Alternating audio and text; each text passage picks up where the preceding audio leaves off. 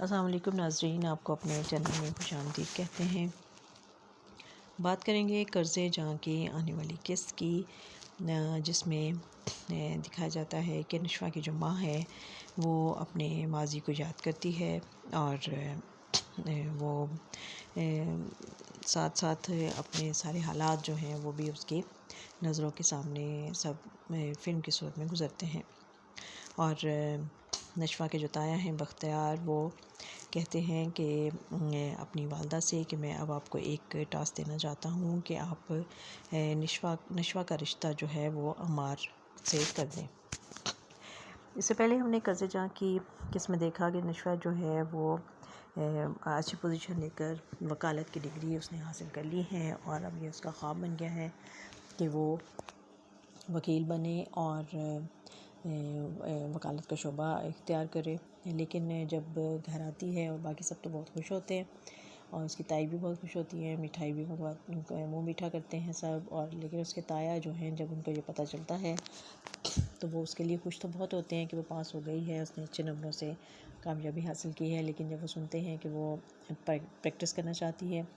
تو ان کا موڈ خراب ہو جاتا ہے اور وہ کہتے ہیں کہ نہیں، ایسا نہیں ہو سکتا، ہمارے گھروں کی عورتیں جو ہیں وہ اس ماحول میں جا کے وہاں جاب نہیں کر سکتی۔ اگر اسے کوئی ٹیچنگ وغیرہ کرنی ہے اسکول میں، کالج میں، کہیں بھی، تو وہ یہ کر سکتی ہے، لیکن میں اس بات کی اجازت نہیں دے سکتا کہ وہ وہاں عدالتوں میں جائے اور وہاں مردوں کے ساتھ کام کرے۔ اب یہ نشوہ کے لیے ایک اور پریشانی بن گئی ہے۔ وہ اپنی ماں کو بار بار اس بات کا احساس دلاتی ہے کہ ہم کیوں ان کے رحم و کرم پر ہیں، اور جب میرے باپ کے جو حصے کی جو پیسے ہیں وہ بھی ہمیں اس طرح یہ احسان جتا کر ہم آپ کے ہاتھوں پہ گن کے رکھتے ہیں، تو مجھے یہ چیز اچھی نہیں لگتی اور میں انڈیپینڈنٹ ہونا چاہتی ہوں، اور میں چاہتی ہوں کہ میں خود سے کماؤں اور میں اپنی ماں کو اس کی جائز خواہشات جو ہیں وہ ان کے لیے اسے کسی دوسرے سے مدد لینے کا انتظار نہ کرنا پڑے، اور میں وہ زندگی نہیں گزارنا چاہتی جو ساری عمر آپ نے گزاری ہے۔ وہ ساتھ ساتھ ماں کو اس بات کا احساس بھی دلاتی ہے کہ اگر آپ کی میٹرک کے بعد شادی نہ ہوئی ہوتی اور آپ کے ہاتھ میں کوئی ڈگری ہوتی تو ابا کی ڈیتھ کے بعد آپ اس طرح سے دوسروں کے رحم و کرم پر نہ ہوتی، بلکہ آپ خود سے کما رہی ہوتی اور اپنی مرضی سے اپنی زندگی گزار رہی ہوتی۔ لیکن اس کی ماں کا فلسفہ کچھ اور ہے، اس کے حالات کچھ اور تھے، اور اس نے جس طرح کی زندگی گزاری ہے، جیسے حالات گزارے ہیں، اس پہ وہ کہتی ہے کہ اگر جیسے عورت یہاں ہمارے معاشرے میں جب ایک عورت جو ہے وہ بیوہ ہو جاتی ہے تو اس کے ماں باپ پر بھی وہ بھاری پڑ جاتی ہے، اور اس کے ماں باپ بھی جو ہیں وہ اس کو اپنے پاس نہیں رکھ سکتے۔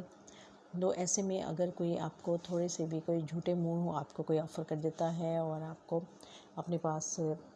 رہنے کے لیے آفر کرتا ہے تو آپ کو اس کا شکر ادا کرنا چاہیے کہ آپ کو رہنے کا ٹھکانہ مل رہا ہے اور آپ کے سر پر چھت موجود ہے۔ لیکن بیٹی جو ہے وہ اس کو یہ سب چیزیں پسند نہیں ہیں۔ وہ کہتی ہے کہ میری ماں کیوں ہر وقت ملازموں کی طرح یہاں پر کام کرتی رہتی ہے اور سب کی باتیں بھی اس کو سننا پڑتی ہیں اور سب کی مرضی کے مطابق بھی چلنا پڑتا ہے۔ اور اب عدالت میں ہم نے یہ بھی دیکھا کہ وہاں پر انہوں نے اسامہ کا جو کردار ہے اس کو دکھایا کہ وہ ایک بہت کامیاب وکیل ہے اور لوگ اسے بہت پسند کرتے ہیں اور اس کی بڑی تعریفیں ہوتی ہیں، اور وہ ایک اس کا باپ بھی وکیل تھا، وہ ایک کامیاب وکیل کا بیٹا ہے، اور کلائنٹ جو کہ پہلے اس کے باپ کو بھی جانتے ہیں، جب وہ اس کے پاس آتے ہیں اس سے بات کرتے ہیں تو وہ بہت خوش ہوتے ہیں، اس کے باپ کی بڑی تعریف کرتے ہیں، اور وہ یہی کہتا ہے کہ میرے باپ جو ہیں وہ میرے آئیڈیل ہیں اور میں انہی کے مرضی کے مطابق اور انہی کے مطابق میں اپنی زندگی گزارنا چاہتا ہوں اور مجھے یہی پسند ہے۔ اب دیکھتے ہیں کہ نشوہ جو ہے وہ کیا اپنے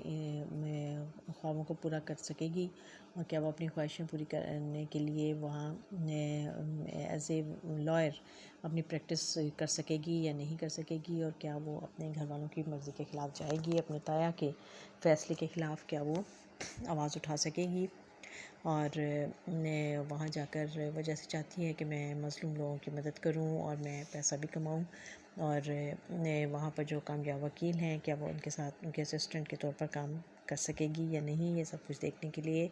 دیکھتے رہیے یہ خوبصورت ڈرامہ قرض جاں۔